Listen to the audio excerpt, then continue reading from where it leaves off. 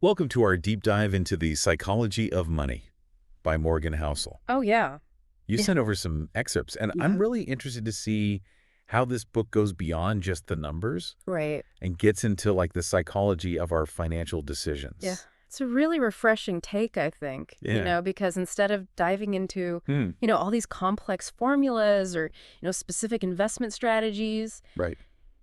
he really digs into that human side of money, Yep. how our emotions and our experiences, even Mhm. how we were raised, all kind of play into how we think about and manage money. One of the first things that stood out to me was this whole concept of a money story. Yeah. And he uses this great example of a tech millionaire who, despite, his financial success, Right. had some pretty unconventional Yeah. habits, Mhm. like carrying around bricks of $100 bills. Yeah, I know. It just makes you realize that, Yeah. financial It success, doesn't always equal right, financial. security, or even just a healthy relationship with money. Right. It's, It's just this really interesting example of how past experiences can really shape our financial behaviors, hmm often in ways that we aren't even really aware of, Totally. Like that executive's need to constantly display his wealth. Maybe it stems from some kind of deep-seated insecurity, Oh, yeah. a fear of losing it all, Right. perhaps rooted in, his childhood or his early experiences with money. It really makes you think about, what we see on the surface Yeah, might be completely different from what's going on underneath. totally. So if our money stories are so individual, how can we even begin to like make sense of how other people approach finances? Yeah, so that's where his idea about the money narrative comes in, Right? and how there's so many factors that shape it. Yeah. It's not just our personal experiences. Mhm. He argues that things like our cultural influences and even the historical events that we've lived through Right. can play a huge role. Like, for example, someone who grew up during a period of crazy hyperinflation. Oh, wow. They might be a lot more opposed to holding on to Yeah, cash right. than someone who's only ever known stable prices, you know? Yeah, like my grandparents. Yeah. They still hoard canned goods because they lived through the Depression. Exactly. Their whole outlook on money is totally Yeah. colored by those experiences. So it's all about context. Yeah. So how do we use this idea of like money stories to make better financial decisions in our own lives? Well, I think it all starts with self-awareness, you know, Okay. recognizing that we all come to this whole money thing with our own unique Right. baggage, so to speak. That can really help us make more informed choices. Okay. Instead of just blindly following some financial advice or constantly comparing ourselves to other people, Right. we can start to understand our own, biases Yeah. and motivations. So self-awareness is key. Yeah. But then he throws another wrench in the works and says, we also need to be wary of judging financial success. Absolutely. He says we often attribute too much to skill and underestimate the role of luck and risk. Yeah, and he really illustrates this point with that fascinating story about Bill Gates Right. and his equally brilliant high school friend, Ken Evans. They are both Yeah, they were both tech whizzes. like destined for success. Yeah, incredible drive, but, only Gates ended up becoming this household name. Right. And I think the point he's making is that luck and timing play a huge role. Yeah, for sure. And judging success just solely based on the outcomes can be really misleading. So if we can't just copy the winners or beat ourselves up for not being billionaires, Right. how do we actually like apply this to our own financial lives? Well, I think it's about shifting our focus from outcomes to process. Okay. Instead of getting fixated on specific financial goals or comparing ourselves to others, Right. we should really concentrate on, making sound decisions based on our individual circumstances and our own risk tolerance. So it's not about hitting a specific number, Right. but just making smart choices consistently. Exactly. What are some practical ways that we can do that? Well, one crucial aspect is understanding the power of long-term thinking, Okay. especially when it comes to investing. Mm-hmm. Housel really dedicates a good chunk of the book to this idea of compounding. Yeah. It's how even small, consistent investments can snowball into significant wealth over time. Yeah, he uses that great analogy of the snowball effect, Right. but patience isn't really my strong suit. Well, that's where understanding the role of time comes in. Okay. Housel makes a really interesting point about Warren Buffett's wealth. Right. It wasn't just his stock-picking skills, that made him a legend. Yeah. It was the fact that he's been investing consistently for over 70 years. Wow, 70 years. Yeah. That puts things in perspective. It does. So you're saying that time in the market really does beat timing the market. Exactly. The book calculates that if Buffett had started investing in his 30s and retired in his 60s, which is more of a typical time frame, Right. his wealth would be drastically lower, Really? like a whopping 99.9% less. Wow, that's crazy. Yeah, it's an incredible example of the power of time and compound growth. Okay, I'm starting to see the light here. But even with the promise of compound growth, saving money just isn't the most thrilling topic. I get that, but Housel kind of reframes saving in a way that might change your perspective. Okay. He argues that it's not just about accumulating wealth. Okay. It's about buying freedom and control over your time. That's an idea I can get behind. Right. He even shares a personal anecdote about how saving enough money early in his career gave him the freedom to quit a high-paying but soul-crushing job. Exactly. And, that freedom to pursue a more fulfilling path, Right. that's one of the most valuable things that money can buy. Totally. Having that financial cushion provides you with options. It lets you take career risks, pursue your passions, or just have more flexibility in your life Yeah. without being constantly burdened by those financial worries. So saving gives you options. Options equal freedom. I like it. It's a powerful equation. But realistically, how much should we be saving? Is there like a magic number? Well, Housel doesn't really prescribe a specific percentage or amount. Okay. He emphasizes this idea of enough. It's about finding that level of saving that provides you with a sense of security and control without sacrificing your current well-being. So it's not about like depriving ourselves today to hoard money for the future, but about finding that balance. Exactly. Right. And that leads us to another key idea from the book. Okay. Embracing reasonable over rational when it comes to money. Housel argues that trying to be perfectly rational, making decisions based solely on spreadsheets and logic can actually backfire. That makes sense. We're humans, not robots. Exactly. Emotions are always going to play a role. They are. In our financial decisions. And sometimes, accepting a little bit of discomfort or taking a calculated risk can actually lead to the best long-term outcomes. Interesting. So how does he illustrate that point? He uses this fascinating example from the history of medicine. Oh, yeah, the syphilis doctor. Oh, he's just getting to that part. Oh, perfect. Tell me about that, and how did that connect to our finances? So this Dr. Julius Wagner Jahrig, he was treating patients with syphilis in the early 1900s. Oh, wow. And he noticed that patients who developed high fevers often saw their syphilis symptoms improve. Now, fevers back then were considered pretty dangerous, right? Oh, yeah. Definitely. So intentionally giving someone a fever seems a little counterintuitive. It does, right? Yeah. But Wagner Jahrig was kind of an unconventional thinker. Okay. He wondered if the fever itself was actually helping fight the infection. Interesting. So he started intentionally inducing fevers in his patients. How did he do that? By injecting them with malaria. What? And surprisingly, it worked. Oh, really? Their syphilis symptoms improved significantly. That's wild. So sometimes a little discomfort can lead to a better outcome in the long run. That's exactly the point that Housel is making. Okay.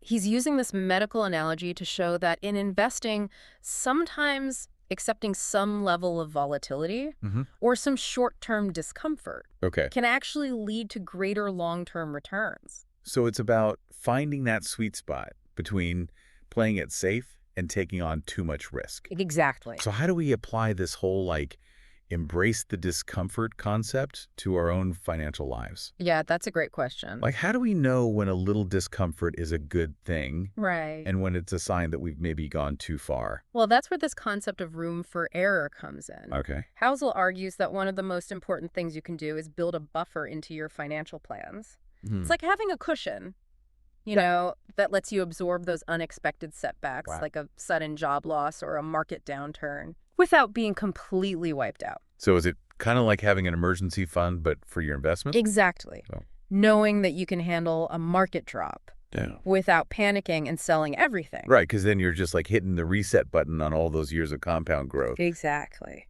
So how do we actually build this room for error into our own financial lives? Well, there are a few key ways. Okay. One is to hold more cash than you think you need. More cash? I know it might sound counterintuitive. Right. Everyone's always talking about maximizing returns. Exactly. But having that cash cushion, it gives you flexibility and peace of mind. Okay. It lets you ride out those market storms without having to sell your investments at a loss. Makes sense. Another way to create room for error is to be more conservative in your investment choices. Now, this doesn't mean avoiding risk entirely, but it does mean being more selective. And maybe choosing investments with a lower potential for both gains and losses. So it's like choosing the scenic route instead of the highway. I like that. It might take a little longer to get to your destination. Yeah. But the ride will be a lot smoother. Exactly. And then finally, and maybe most importantly, a big part of creating room for error is cultivating humility. It's about recognizing that you don't know everything. You're going to make mistakes. And the future is inherently uncertain. Humility is a tough one. It is. Especially in the world of finance where everyone seems so confident. Everyone's an expert. And certain. Yeah. But it's crucial, you know?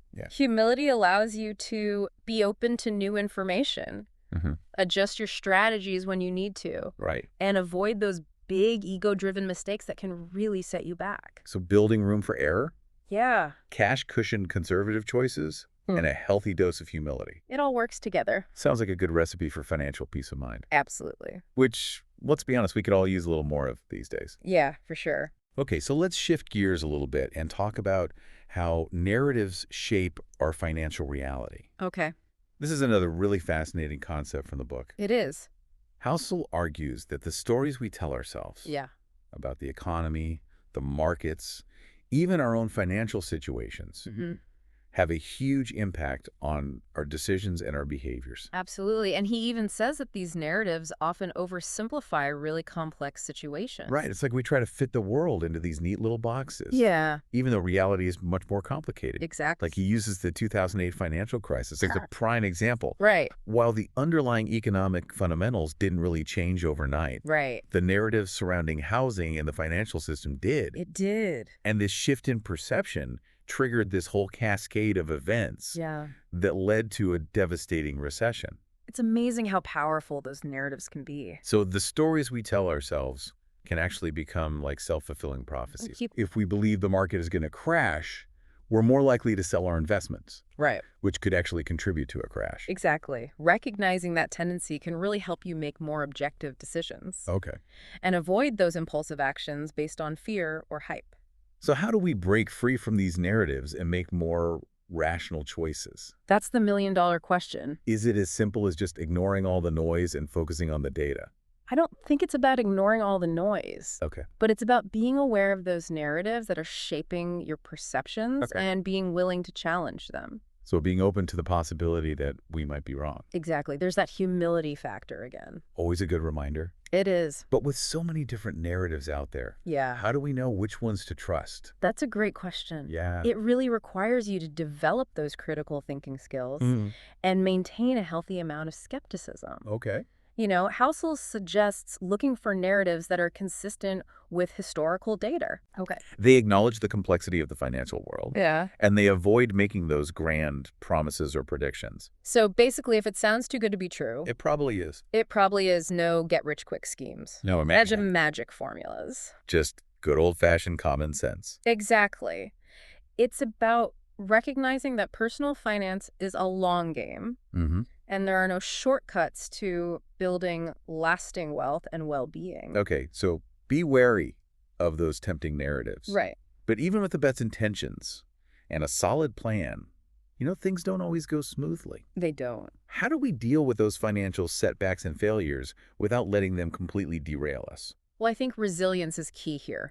Housel argues that setbacks are just an inevitable part of the journey. What matters most is learning from your mistakes, adjusting your strategies, and moving forward. It's like those boxing analogies you always hear. Getting knocked down, but getting back up stronger. Exactly. He even suggests reframing those failures as learning opportunities. So instead of dwelling on what went wrong, ask yourself, what can I learn from this? How can I approach things differently next time? So failures are just expensive tuition in the school of life. You could say that. But it can be tough to stay positive, though. It can. When it feels like the world is against us. The market's crashing, the economy's shaky, Yeah. everyone's predicting doom and gloom. Right. How do we navigate those times? I think that's where perspective comes in. Okay. Housel reminds us that even in the most challenging times, there's always reason for hope. Okay. Throughout history, humanity has faced countless setbacks. Yeah. And we've always emerged stronger and more resilient. So it's about remembering that this too shall pass. Exactly. That the market has always recovered in the past. It has. And life goes on. It does. It's about maintaining that long-term perspective and recognizing that even during those turbulent times, there are opportunities for growth and innovation. Okay, so speaking of opportunities, one of the most impactful concepts from the book, yes, at least for me, was this idea of aligning your financial goals with your values. Absolutely. It's about being intentional with how we use our money. Right. Figuring out what truly matters to us. Yeah. And making financial choices that support those values. But isn't there a danger in becoming so focused on our own values and our personal goals that we forget about the bigger picture? Yeah, that's a great point. It's easy to get caught up in our own little financial bubble. Yeah. But how do we balance, those personal financial goals with a sense of social responsibility? Right. Well, that's where this idea of conscious consumerism comes in. Okay. It's about recognizing that our financial decisions, our spending habits, even our investment choices, they all have an impact on the world around us. We can actually use our financial power to support businesses and causes that align with our values. So it's kind of like voting with our dollars. Exactly. Supporting companies that are making a positive impact. Right. And on the flip side, we can choose to withhold our support from companies whose practices we disagree with. Yeah. It's about being mindful of those ripple effects, So we're not just consumers. Right. We're citizens of the world. Our financial decisions are all interconnected. They are. Okay. So we've talked about narratives and resilience and aligning our money with our values. But one of the most thought-provoking concepts in the book, at least for me, was this idea of pursuing enough. Yeah. In a culture that's constantly, pushing us to want more, to strive for more, to accumulate more. Right. More and more. Housel suggests that maybe the key to financial happiness is knowing when we have enough. It's a radical concept, isn't it? It is. Especially in a world where we're just bombarded with these messages that tell us you need to be richer, thinner, more successful. Yeah.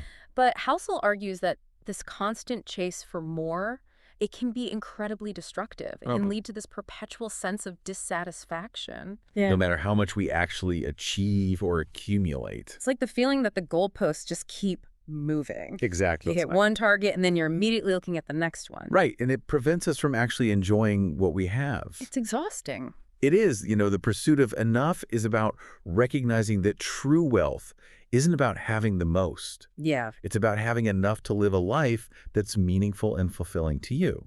So how do we actually define enough for ourselves? That's the question, right? It seems like such a subjective concept. It is subjective. It's different for everyone you know. Okay. It starts with really understanding your values and your priorities. What truly brings you joy and fulfillment? Right. Is it spending time with loved ones? Yeah. Is it pursuing a passion?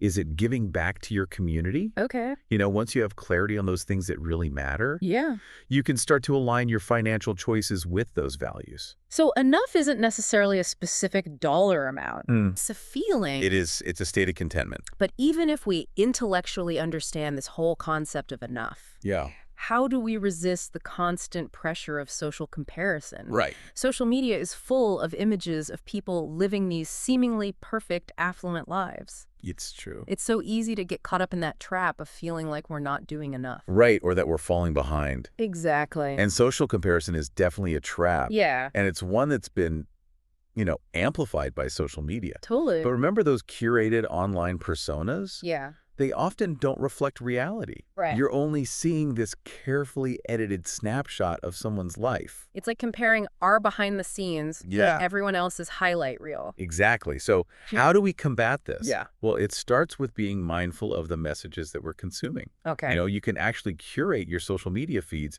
to follow accounts that inspire and uplift you. Right. Rather than those that make you feel inadequate or envious. It's about choosing to focus on our own lane. Exactly. Celebrating our own progress and achievements. Yes. Rather than getting caught up in what everyone else is doing. And remembering that everyone's financial journey is different. Oh, right. There's no one right way to achieve success. Yeah. Your path is going to be unique, and that's something to celebrate. It's about defining success on our own terms. Yes. Based on our own values and goals, not on some, external measure of wealth or status. Couldn't have said it better myself. This has been such an eye-opening conversation. Yes. It feels like we've just scratched the surface of the psychology of money. I agree. There are so many more fascinating insights in this book. There are. It's definitely a book that challenges us to rethink our relationship with money. Mm-hmm. And it's packed with wisdom and practical advice. So as we wrap up this deep dive, yeah, what's one key takeaway you hope our listener will remember? Remember that personal finance is more personal than it is financial. Okay. It's about understanding yourself. Your motivations, your behaviors. Yeah. It's about making choices that align with your values and contribute to a life of, genuine fulfillment and well-being. Not just wealth accumulation. Exactly. That's a fantastic message to end on. Thank you. It's about taking control of our financial lives. Mm-hmm. Not just our money, but our mindsets and our relationship with wealth. Absolutely. And on that note, we'll leave you with a final thought from Morgan Housel. Okay. What if the goal of personal finance wasn't to get rich, but to get independent? Interesting. What would your financial life look like if you prioritized freedom and control over your time above all else? That's something to think about. It is a powerful question that challenges us to rethink our priorities and to focus on what truly matters. Absolutely. Thank you for joining us on this deep dive into the psychology of money. We hope you found it insightful and inspiring.